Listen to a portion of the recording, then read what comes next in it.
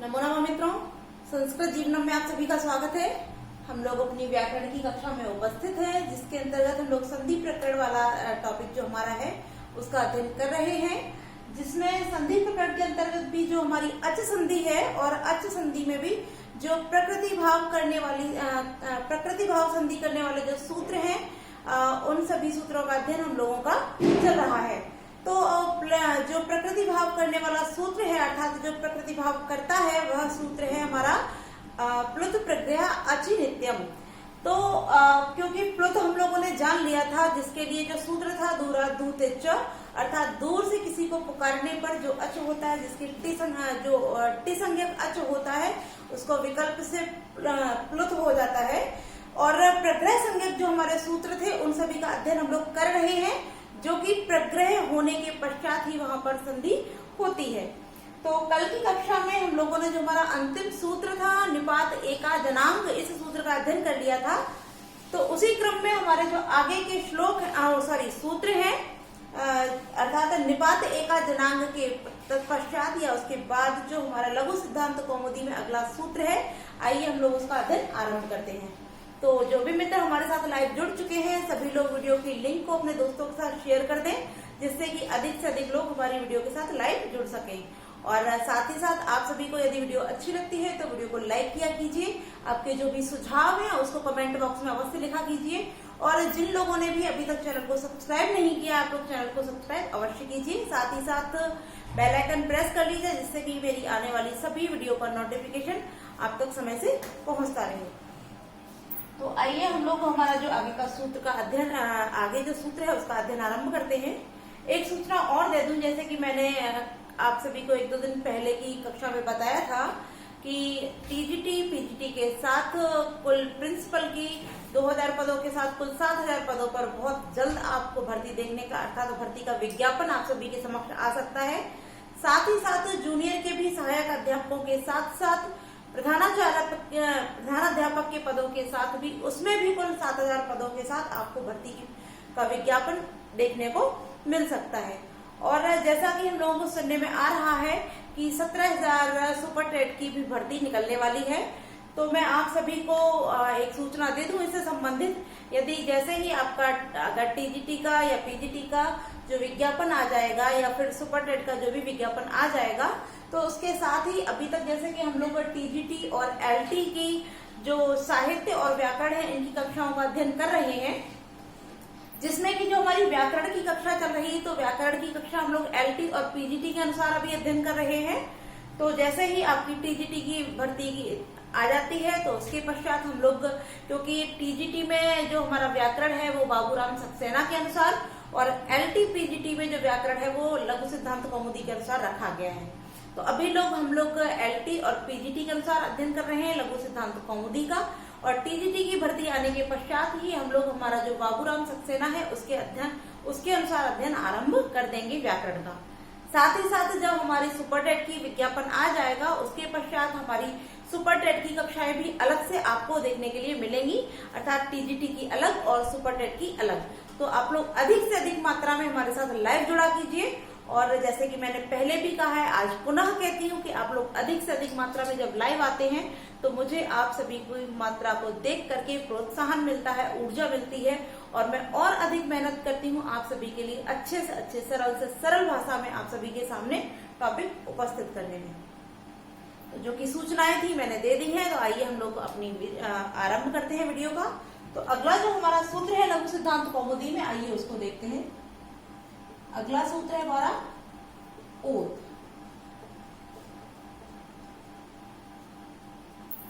अगला हमारा जो सूत्र है वो क्या है?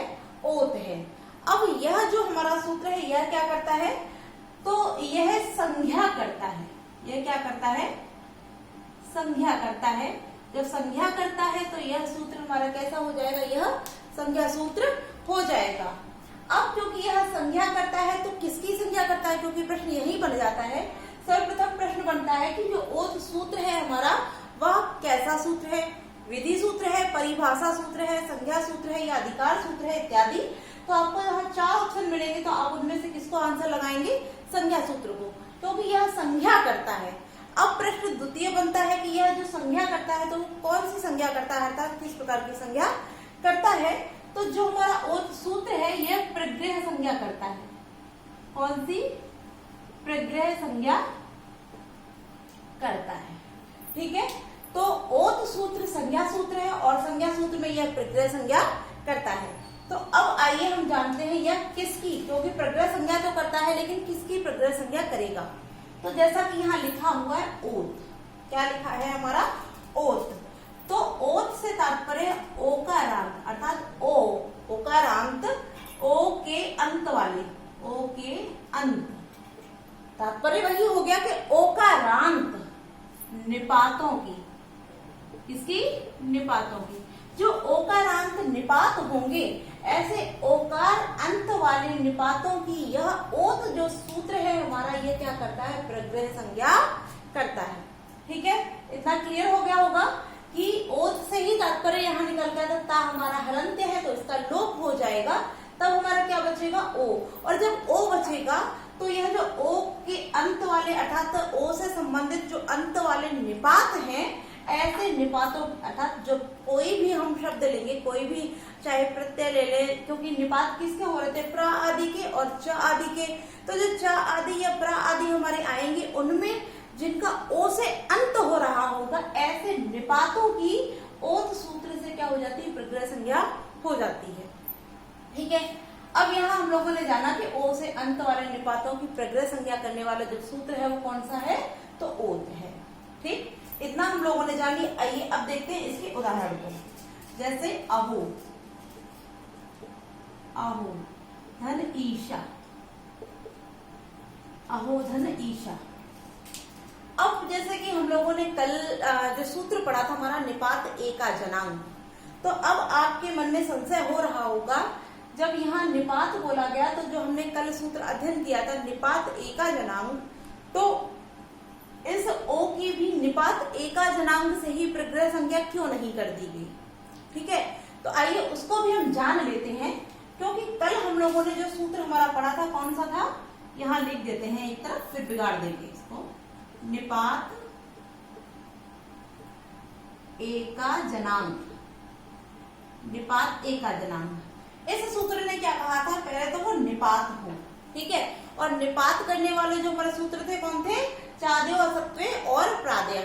ठीक है, इन दोनों सूत्रों से निपात संज्ञा की जा रही थी। तो निपात होने के पश्चात भी जो कैसे हो? एक अच हो, एक अच। ठीक है, निपात एका जनांग सूत्र ने क्या कहा कि पहले तो वो निपात हो और उसके बाद में एक अच हो, और उसमें भी क्या ना हो? आंग ना हो, आंग ना हो। उनकी निपात एका जनांग से प्रग्रह संज्ञा की जा रही थी। ठीक है, इतना क्लियर हो गया कि निपात एका जनांग जो प्रग्रह संज्ञा कर रहा था, किसकी कर रहा था? पहले तो निपातों की, और निपातों में भी जो एक अच है और अच में भी आंग को छोड़कर इनकी निपात एका जनांग से यहाँ प्रग्रह संज्ञा हो रही थी।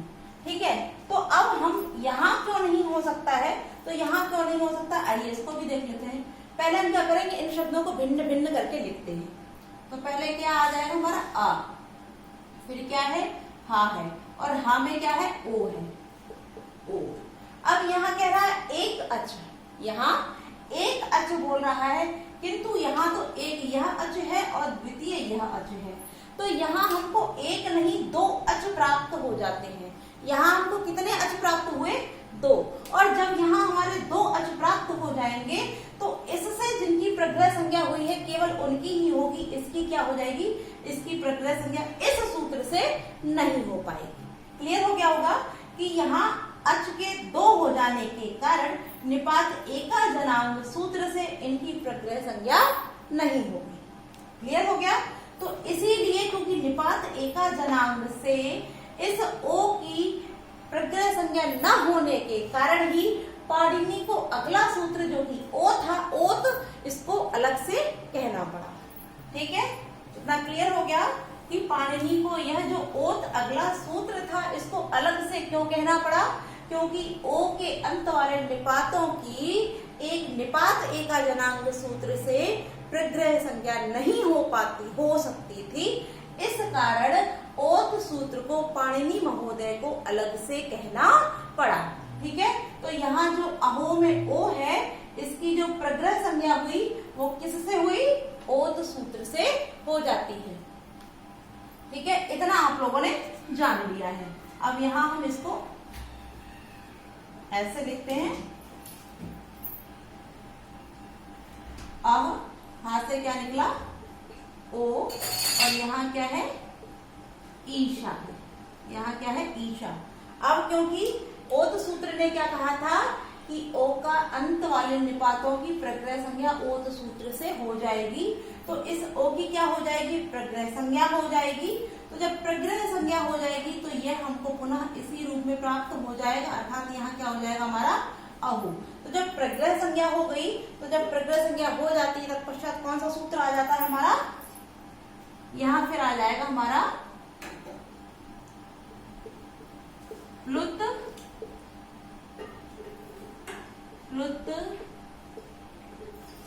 प्रग्रया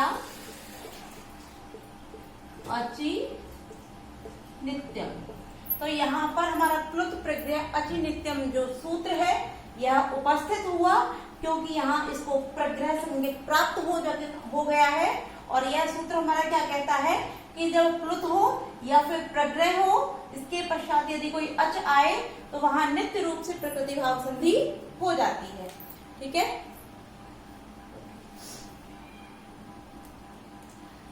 तो हमने देखा कि हमारा जो प्लुत प्रग्रह अचि नित्यम सूत्र आया, यह सूत्र हमारा क्या करता है? जब उसको प्लुत प्राप्त हो या प्रग्रह प्राप्त हो और उसके पश्चात जब अच आता है तो वहां नित्य रूप से प्रकृति भाव हो जाती है। तो यहाँ पर हमको क्या प्राप्त हुआ? यहाँ प्रग्रह संज्ञा वर्ण प्राप्त हुआ, अर्थात यहाँ प्रग्रह संज्ञा हो गई इस ओ की, और उसके पश्चात अच अर्थात ई आ गया, ई अर्थात अच आ गया। तो यहाँ क्या हो जाएगी? यहाँ नित्य रूप से प्रकृति भाव हो जाएगा। और जब यहाँ प्रकृति भाव हो जाएगा तो यहाँ संधि कार्य जो है वो नहीं होगा, तो यहाँ हमको अहो ईशा ही प्राप्त होगा, अर्थात इसका जो रूप बनेगा वह क्या बनेगा? अहो ईशा ही होगा। ठीक है, अब क्योंकि हम लोगों ने इतना जान लिया है, अब हम बढ़ते हैं अपने अगले सूत्र की ओर, जो कि लघु सिद्धांत कौमुदी में अगला सूत्र है। आइए उसको जानते हैं। और इस चीज को अवश्य ध्यान रखिए, यहाँ जो प्रकृति भाव करने वाला सूत्र है, अर्थात जो प्रकृति भाव करने वाला जो प्रकृति भाव संधि को करता है वह सूत्र कौन सा है? तो वह प्लुत प्रग्रहा अचि नित्यम ही है। बाकी का जो हमारे प्रग्रह संज्ञा करने वाले सूत्र है उन सभी सूत्रों को आप लिखते जाइए, किंतु यह जो प्रकृति भाव हो रहा है वो प्लुत प्रग्रहा अचि नित्यम से ही हो रहा है। तो आइए अगला सूत्र हम देखते हैं। अगला हमारा जो सूत्र है वह है संबुद्धौ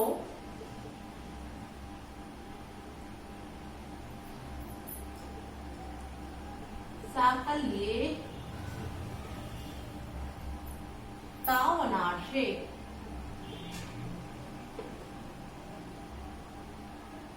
साकल्यस्य तावनार्षे, संबुद्धौ साकल्यस्य तावनार्षे, यह हमारा क्या है? अगला सूत्र है लघु सिद्धांत कौमुदी के अनुसार। अब यह सूत्र क्या करता है? तो यह सूत्र भी हमारा संज्ञा करता है। क्या करता है? संज्ञा करता है। जब संज्ञा करता है तो यह संज्ञा सूत्र है। अब यह किसकी संज्ञा करता है? हम लोगों ने इतना जान लिया कि संबुद्धो साकल्य से तावनार से जो सूत्र है यह संज्ञा करता है, और संज्ञा करने के कारण यह संज्ञा सूत्र है। अब यह संज्ञा करता किसकी है?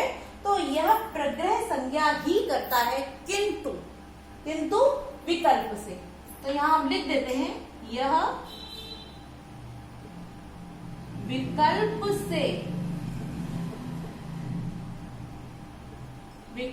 से प्रग्रह संज्ञा करता है। ठीक है, इस चीज को ध्यान रखिए कि संबुद्धो साकल्य से तावनार से जो सूत्र है यह विकल्प से प्रग्रह संज्ञा करता है। संज्ञा तो करता है और प्रग्रह संज्ञा ही करता है, किंतु कैसे करता है?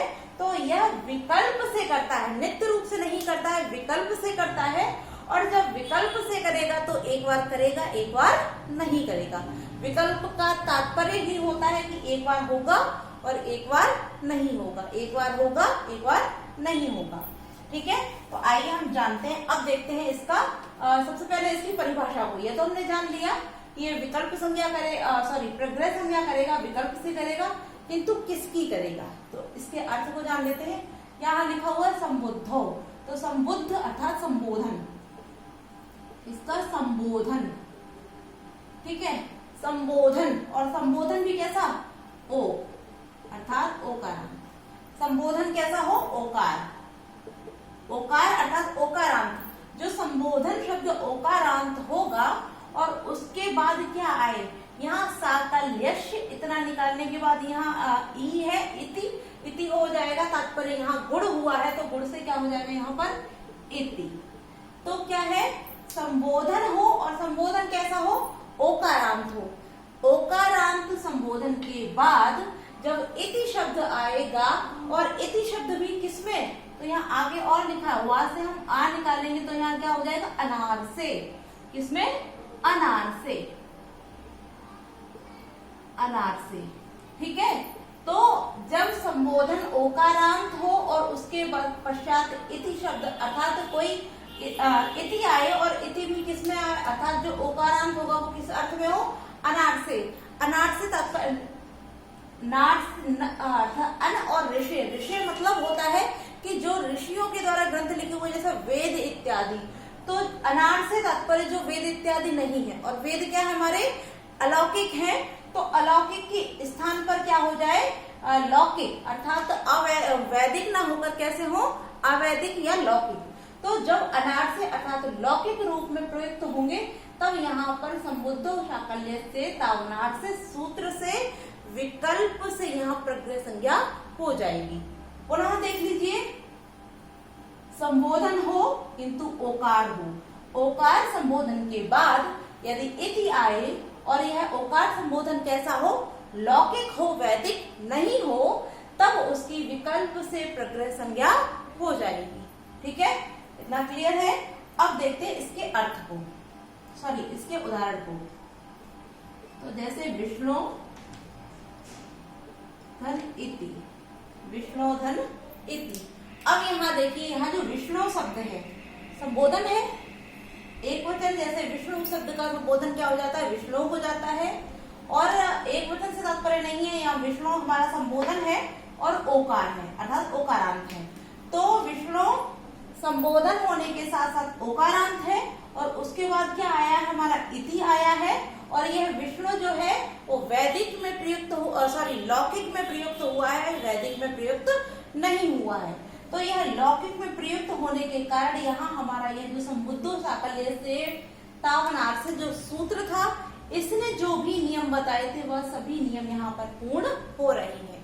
कौन सा नियम, पहले यहाँ संबोधन है और ओकारांत है। प्रथम नियम क्या है, संबोधन ओकारांत है, उसके पश्चात यहाँ पर इति आया है, और यह संबोधन भी कैसा है, अनार्थ से तात्पर्य लौकिक है, अलौकिक नहीं है।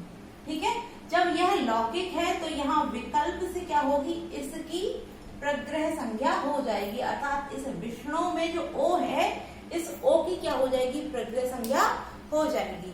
और जब प्रग्रह संज्ञा हुई तो पुनः यहाँ हमारा कौन सा सूत्र आ जाएगा, तो वही पुनः आ जाएगा प्लुत प्रग्रह अचि नित्यम, अचि नित्यम।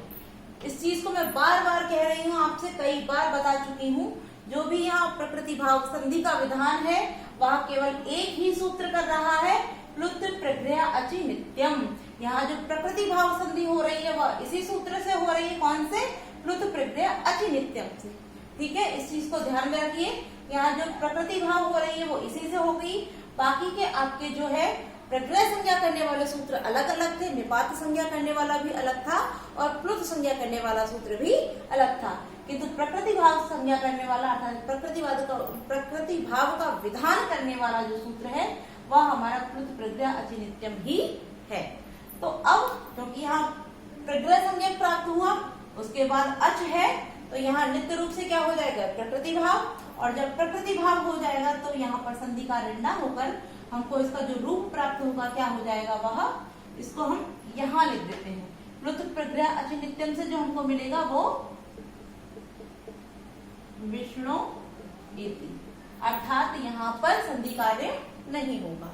अब क्योंकि यह विकल्प से कर रहा है, किससे कर रहा है? विकल्प से, नित्य नहीं कर रहा है, विकल्प से कर रहा है। और जब यह विकल्प से कर रहा है तो तात्पर्य एक बार तो होगा और एक बार नहीं होगा। जब एक बार होगा तो हमको यहाँ यह रूप प्राप्त हो गया प्लुत प्रज्ञा अच नित्यम से, क्योंकि इसने विकल्प से इसकी प्रग्रह संज्ञा की, और जब प्रग्रह संज्ञा हुई तो यहाँ पर प्लुत प्रज्ञा अच नित्यम ने इसमें प्रकृति भाव कर दिया, और जब प्रकृति भाव प्राप्त कर दिया तब हमको यहाँ प्लुत प्रज्ञा अच नित्यम से विष्णु इति रूप इसका प्राप्त हो गया। अब क्योंकि इसने विकल्प से किया तो हमको इससे यह तो प्राप्त हो गया, किंतु जब प्रग्रह संज्ञा नहीं होगी तब क्या रूप बनेगा, तो आइए इसको भी देखते हैं। तो यहाँ जैसे कि हमको प्राप्त है विष्णुधर इति, तो हम लोगों ने एक सूत्र और अध्ययन किया था लोपः साकल्यस्य, जो कि अयादि संधि के अंतर्गत ही आता है। तो कौन सा है? लोपः साकल्यस्य।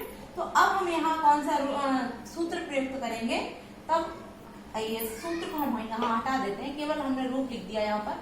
अब हम सूत्र लिखते हैं अपना अगला, जो कि यहाँ प्रयुक्त कर रहे हैं हम, कौन सा है हमारा? लोपः साकल्यस्य। ठीक है, इस सूत्र को हम लगाएंगे तब यहाँ क्या हो जाएगा? सर्वप्रथम यहाँ जो सूत्र लगेगा कौन सा लगेगा? एचो एवा यावा, और वो क्या करता है? ओ के स्थान पर अब आदेश कर देता है। आइए हम पहले इसको, हमने यहाँ विष्णु रा से हमने क्या किया? ओ को अलग किया, उसके पश्चात क्या है? इति है।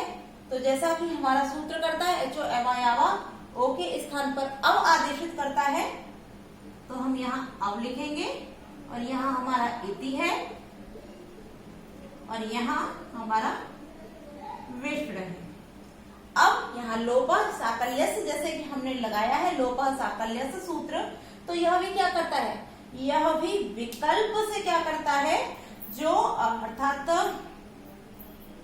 लोपः साकल्यस्य कहता है कि अच से परे, अच के बाद यदि या व आते हैं, अच से परे जब या व आते हैं, और उसके पश्चात यदि कोई अस प्रत्याहार का वर्ण आता है, तो इस या व के वह विकल्प से लोप कर देता है। किससे करता है? वह भी विकल्प से करता है। अब किसका करता है? पुनः लिख लेते हैं कि आ से परे, आ से परे क्या हो? या वा, और इनके परे भी क्या हो? अस प्रत्याहार का कोई वर्ण, अस प्रत्याहार। ठीक है, तो आ से परे यदि या वा हो और उसके पश्चात अस प्रत्याहार का कोई वर्ण हो, तब इसकी यह विकल्प से, यह भी विकल्प से इसका लोप कर देता है। लोपा अर्थात लोप करता है, किंतु विकल्प से। ठीक है, यह सूत्र कौन सा कहता है? लोपः साकल्यस्य।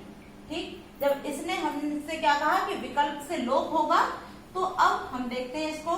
तो सर्वप्रथम इसने आ के परे, तो यहाँ देखते हैं आ है, यहाँ पर हमको क्या मिलता है? आ मिलता है, और आ के बाद क्या है? वा है। ठीक है, और उसके बाद अस प्रत्याहार का यहाँ वर्ण हमको प्राप्त हो जाता है। तो इस सूत्र ने जो कहा कि आ से परे यदि वा या हो, और उसके परे यदि कोई अस प्रत्याहार का वर्ण हो, तो इस वा या का विकल्प से लोप हो जाएगा। जब लोप हो जाएगा तो हमें यहाँ क्या रह जाएगा? केवल आ रह जाएगा, यहाँ पर इति रह जाएगा, और यहाँ हमारा क्या है? विष्णु है। तो हमको यह प्राप्त हो जाएगा। अब यह प्राप्त हो जाएगा तो विष्णु क्योंकि व्यंजन है, उसके बाद स्वर है, तो इसको हम इसमें मिला देंगे, इसको हम इसमें मिला देंगे, तो यहाँ विष्णु हो गया, और इसके बाद यहाँ पर इति प्राप्त हो गया। ठीक है, विष्णु इति प्राप्त हमको हो गया।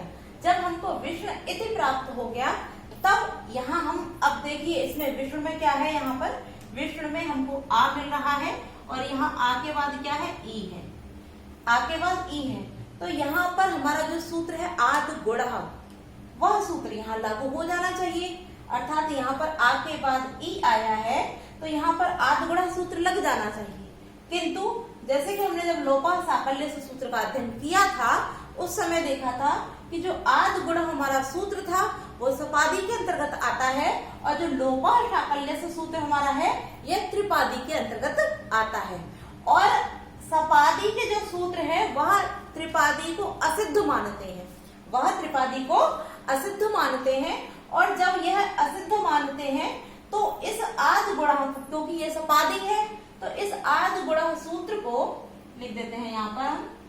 आद गुणा जो हमारा सूत्र है, इसको यहाँ इन दोनों के बीच में वह अभी भी विद्यमान दिख रहा है नहीं, इसने इसका लोप कर दिया, किंतु यह आद गुणा इसको मानता ही नहीं है। और जब यह आद गुणा इसको नहीं मानेगा तो उसको अभी भी यहाँ विष्णु और इति के बीच में यहाँ पर वह जो आदेशित था वो के स्थान पर अव आदेशित था, वह इस आद गुणा को यहाँ पर दिख रहा है। और जब यह वह इसको दिखेगा तब यहाँ पर क्या हो जाएगा, यहाँ पर आद गुणा सूत्र हमारा लगेगा ही नहीं, क्योंकि यहाँ इसको इस वा के बाद में आ के बाद में वह दिख रहा है, तो यहाँ संधि नहीं होगी, अर्थात यह सूत्र हमारा लागू नहीं होगा। जब लागू नहीं होगा तो हमको क्या प्राप्त होगा, यहाँ हमारा जो विष्णु इति है यह रूप ऐसा का ऐसा ही प्राप्त हो जाएगा। ठीक है, तो हमारा जो दूसरा रूप सिद्ध हुआ क्या हो जाए, विष्णु इति। इसको भी हम यहाँ लिख लेते हैं, विष्णु इति। ठीक है, अब हमारे यहाँ विष्णुधन इति के हमको दो रूप प्राप्त हो चुके हैं, एक विष्णु इति और दूसरा विष्णु इति। ठीक है, अब क्योंकि यह भी हमारा विकल्प से कर रहा था तो हमको ये मिला, और यह जो प्राप्त यहाँ पर आया इसने भी विकल्प से किया तो हमको यह प्राप्त हो गया। अब जब इसने भी विकल्प से किया तो पुनः हमारा कौन सा अगला हमारा जो रूप था वह यही रह जाएगा इसी स्थान पर, क्योंकि यह लोप कब करेगा, जब विकल्प से कर रहा है। तो यहाँ पुनः हमारा सूत्र युक्त हो जाएगा कौन सा, एचो एवा यावः। कौन सा सूत्र आया, एचो एवा यावः।